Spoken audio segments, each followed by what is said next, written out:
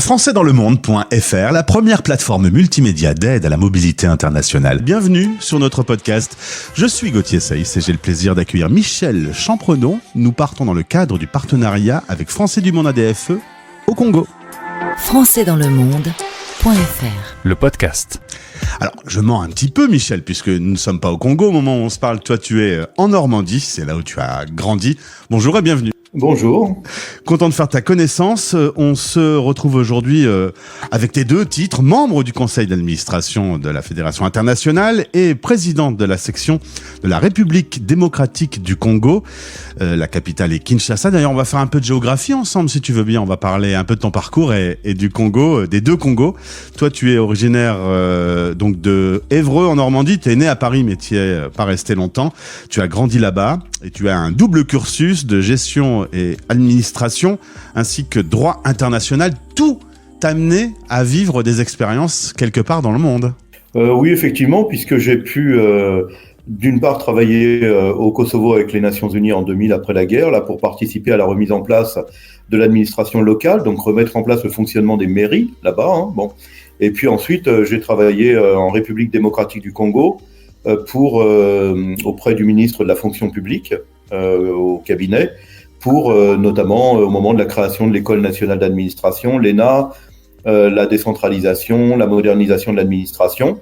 Et puis, troisième séquence, toujours au Congo cette fois, où là, j'ai travaillé pour les Nations Unies comme responsable de la coordination de l'aide internationale. Donc, je faisais le lien entre les partenaires techniques et financiers, les bailleurs internationaux et les ministères congolais sur les politiques de développement.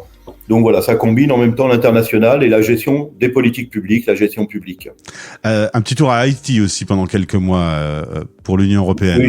Oui, j'ai travaillé aussi en Haïti sur un projet de l'Union européenne pour permettre au gouvernement haïtien d'avoir son répertoire des métiers de l'État et mettre en place justement ces politiques de recrutement sur la base des compétences pour créer une administration compétente et qui ne soit pas seulement recrutée par complaisance. Alors, sur notre antenne, on parle beaucoup avec des gens qui décident d'aller s'installer dans un pays pour sa qualité de vie, pour sa qualité économique. On peut dire que toi, quand tu arrives au Kosovo, par exemple, c'est un autre cas d'école, puisque tu arrives à un pays qui était en ruine.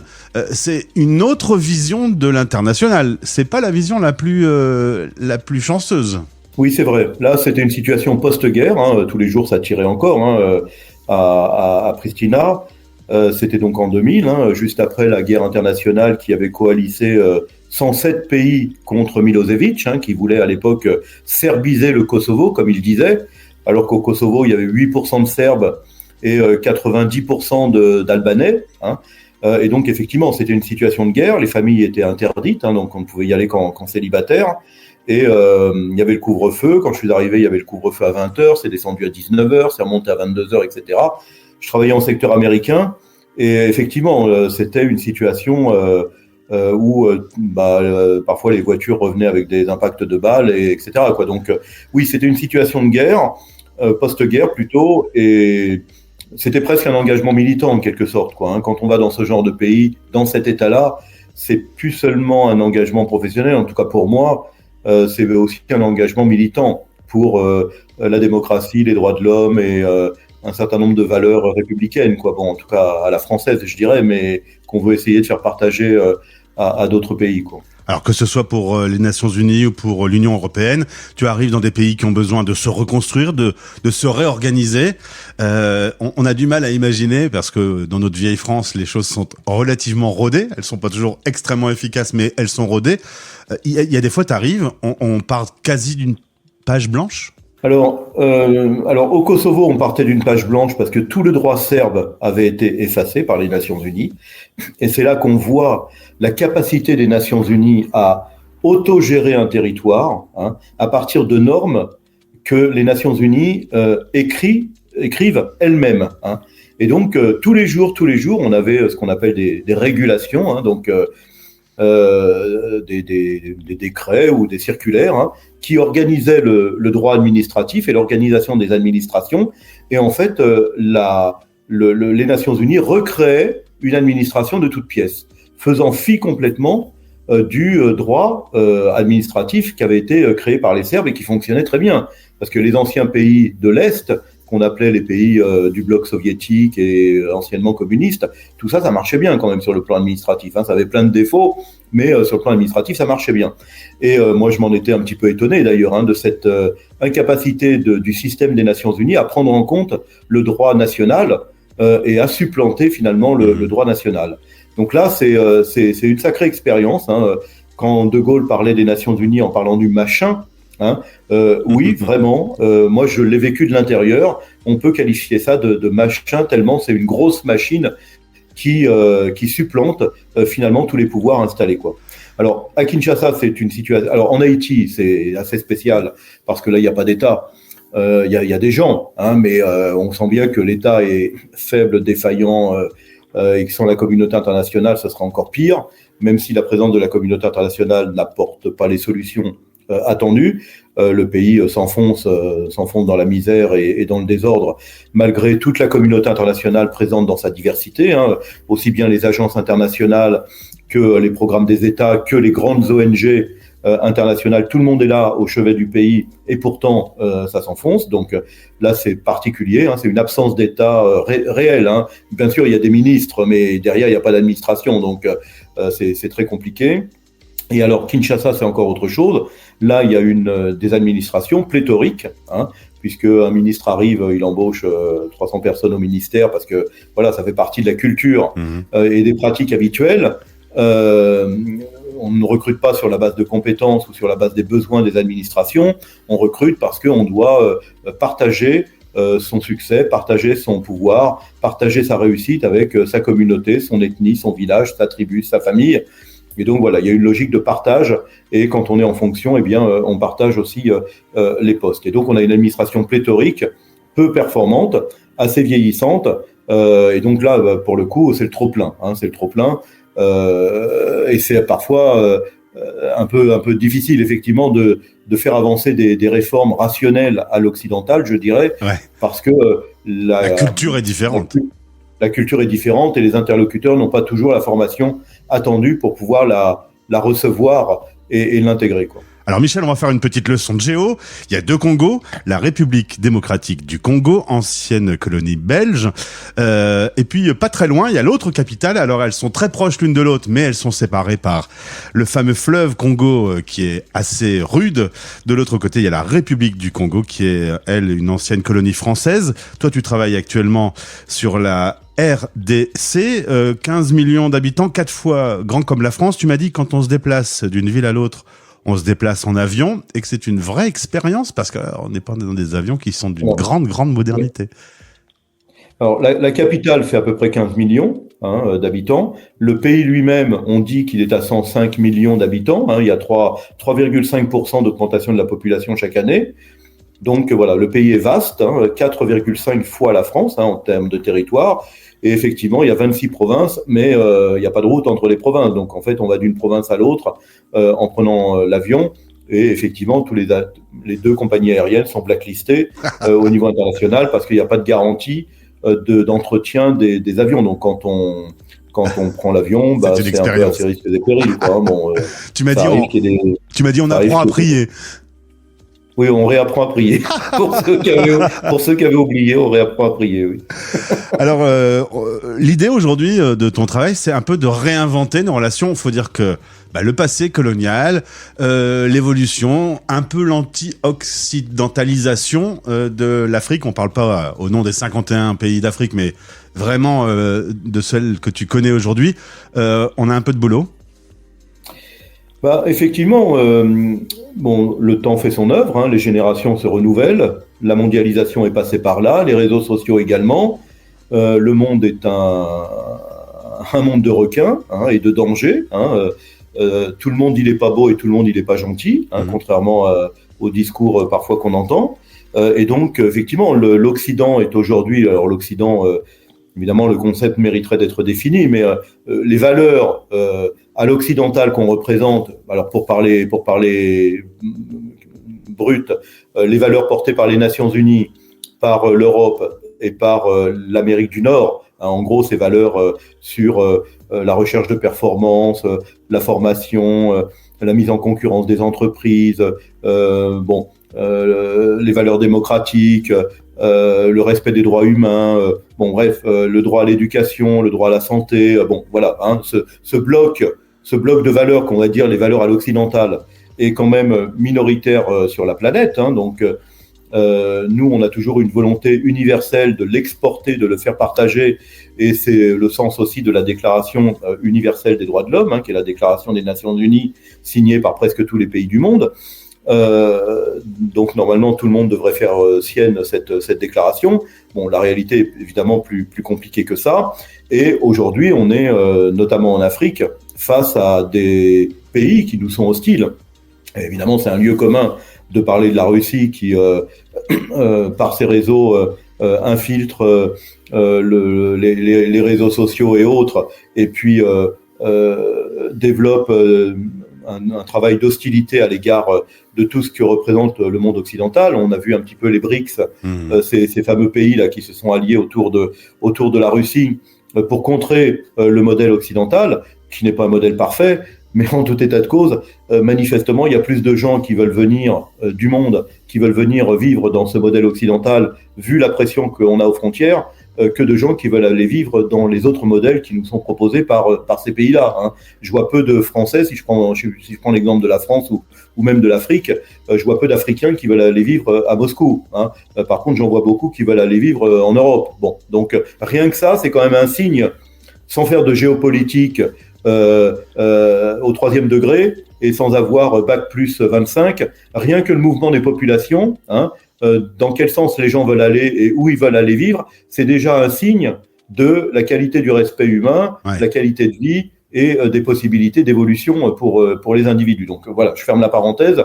Mais donc voilà, donc oui, on est confronté à quelques États qui nous sont très hostiles, qui font un travail de sape, c'est clair. Bon, maintenant, voilà, c'est aussi à ce fameux monde occidental, on va le dire comme ça, même si j'aime pas trop la formule, de proposer, et puis aussi à la France particulièrement, puisqu'on a une relation particulière avec l'Afrique, de proposer un nouveau modèle de coopération, de relation, basé sur des valeurs d'égalité, basé sur des valeurs de respect, basé sur des valeurs économiques réciproques, où c'est le gagnant-gagnant, quoi. Bon, c'est aussi à nous de faire un effort de réflexion de façon à renouveler le partenariat, parce que la génération nouvelle qui est au pouvoir en Afrique et qui va y accéder forcément, puisque les années passent, les vieux chefs d'État, ils vont à un moment donné passer la main. Voilà, cette nouvelle génération, elle ne va pas accepter ce que l'ancienne génération a accepté. Bon, donc la période coloniale, c'est terminé. En tout cas, voilà, dans le droit international, c'est terminé. Dans le droit économique, ça, c'est une autre paire de manches. Mais voilà, il faut aussi, pour cette séquence du 21e siècle, être imaginatif, inventif, respectueux, et puis offrir autre chose à l'Afrique que des relations déséquilibrées. La balle est aussi dans notre camp, à condition bien sûr que sur l'autre partie soit intéressée par de nouveaux partenariats. On ne peut pas non plus les obliger. Alors, on dit qu'à peu près 1800 Français vivent actuellement en RDC. Au quotidien, toi, quand tu es dans la capitale, à Kinshasa, ça se passe bien d'être un Français installé sur place, ou avec ce que tu nous as expliqué et cette espèce de disparition tout doucement de la France dans le système au quotidien, et comme la nature a horreur du vide, c'est plutôt la Chine et la Russie qui prend le relais. Toi, en tant que Français, au quotidien, ça se passe bien ? Quand on est au cœur de la capitale, alors le cœur, ça s'appelle la Gombe. Et la Gombe, en gros, c'est le 8e arrondissement de Paris. C'est là où il y a les sièges des entreprises, les ambassades, les ministères, quelques magasins, quelques grands magasins, etc. Bon. Donc ça, c'est le cœur privilégié de la capitale.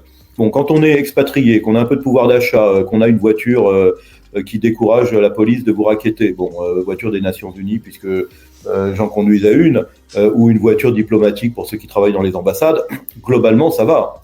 Il y a des bars, il y a des restaurants, il y a des réceptions ici et là. Bon, voilà. Bon, on peut vivre comme ça. Bon, maintenant, voilà, le comportement de la police est pas un comportement éthique. Je vous parlais de racket, voilà, Les policiers sont payés 90$ par mois. Bon, donc quand il faut nourrir la famille et payer l'école et payer le loyer, les 90$ ne suffisent pas. Donc ils passent leur journée à racketter les automobilistes. Bon, voilà, c'est tout. Je ne sais pas si on ferait autre chose à leur place. Donc c'est un système de racket qui est devenu culturel maintenant, qui s'est généralisé. Bon, la ville, il n'y a pas d'éclairage public, hein, donc ou si peu. Il y a l'éclairage des voitures et l'éclairage des néons des magasins. La plupart du temps, c'est ça, hein, sauf la rue principale, le boulevard du 30 juin. Donc, à 18h, la ville est dans le noir. Il n'y a pas d'eau potable au robinet. Donc, on vit avec des bouteilles d'eau.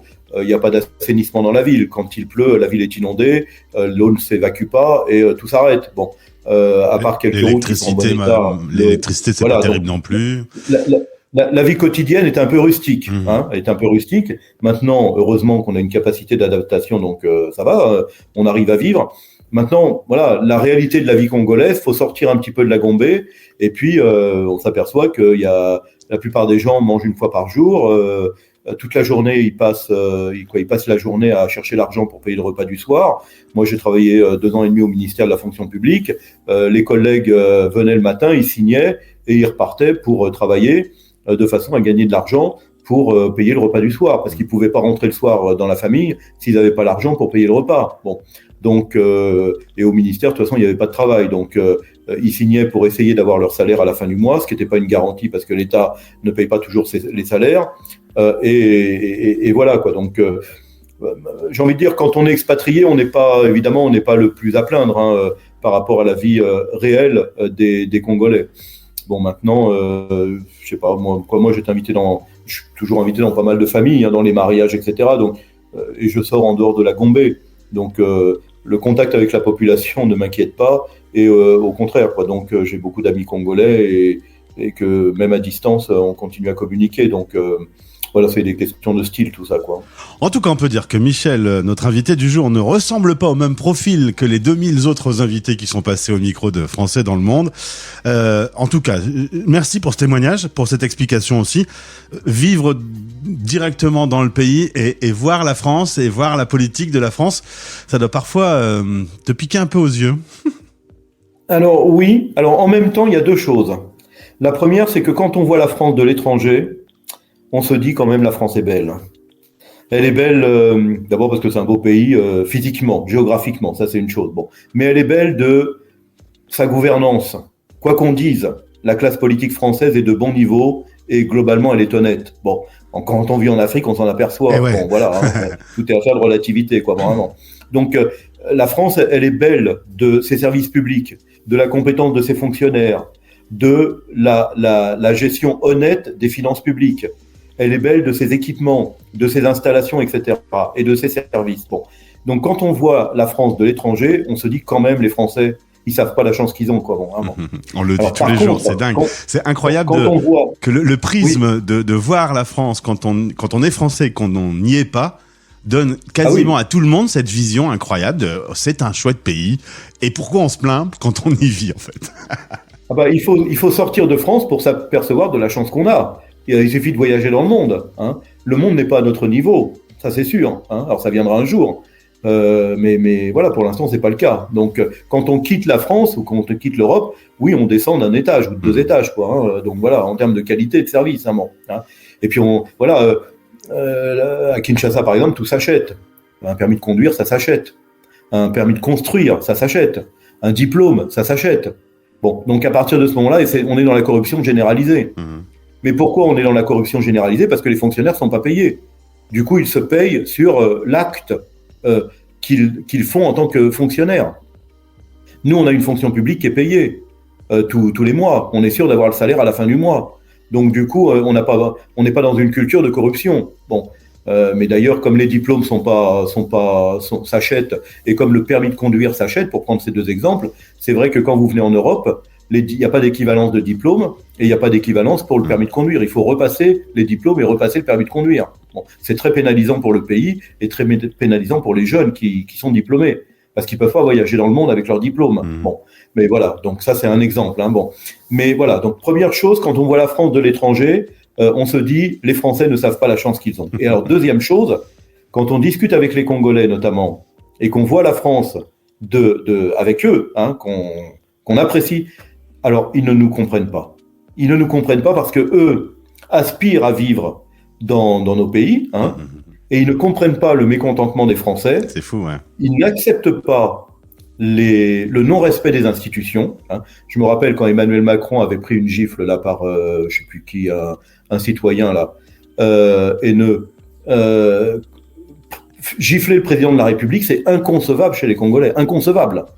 Comme ils disent eux, mais la police, elle vous tue tout de suite sur le trottoir, quoi. Je veux dire, c'est tout. Il y a pas de jugement, quoi. Hein. Bon, je veux dire, le non-respect des institutions, le non-respect de nos dirigeants, voilà, c'est inconcevable dans la culture africaine. Hein. Et donc voilà, ce délitement de nos sociétés à nous, hein, notamment en France, hein, où le rapport aux institutions est quand même très dilué et irrespectueux. La pression sur les élus locaux se fait de plus en plus forte, comme s'ils étaient responsables de tous les maux de la terre. Bon, je veux dire, voilà, ce rapport à l'autorité et ce rapport à l'État qui se délite chez nous est incompréhensible et inacceptable pour les Africains. Et c'est d'ailleurs une des raisons pour lesquelles, hein, parfois on constate qu'il y a un certain nombre de personnes d'origine étrangère, mais de nationalité française, qui votent à l'extrême droite, par exemple en France. Bah, la question du rapport à l'autorité est une des motivations du vote pour l'extrême droite, parce que voilà, c'est culturellement l'autorité doit être respectée, quoi. Et c'est ce qui fonde en fait le fonctionnement du corps social et le bon fonctionnement du groupe. Quand il n'y a plus d'autorité, il n'y a plus de groupe, c'est tout. On le voit dans certains pays où il n'y a pas d'État, c'est la loi de la jungle, hein, c'est tout. Voilà, donc voilà, c'est deux regards assez différents. Mais voilà, quoi. Maintenant, une fois qu'on a fait le constat, bah, on fait comme on peut, quoi. On est dans la société dans laquelle on est, quoi. C'est justement ma dernière question, Michel, après cette interview passionnante. Toi, t'es optimiste pour le futur? Alors, optimiste, alors ça dépend évidemment à quel niveau. Globalement, quand je vois les grandes tendances dans le monde, je suis assez inquiet, en fait. J'ai un peu l'impression. Oui, j'ai un peu l'impression. Quand on voit les problèmes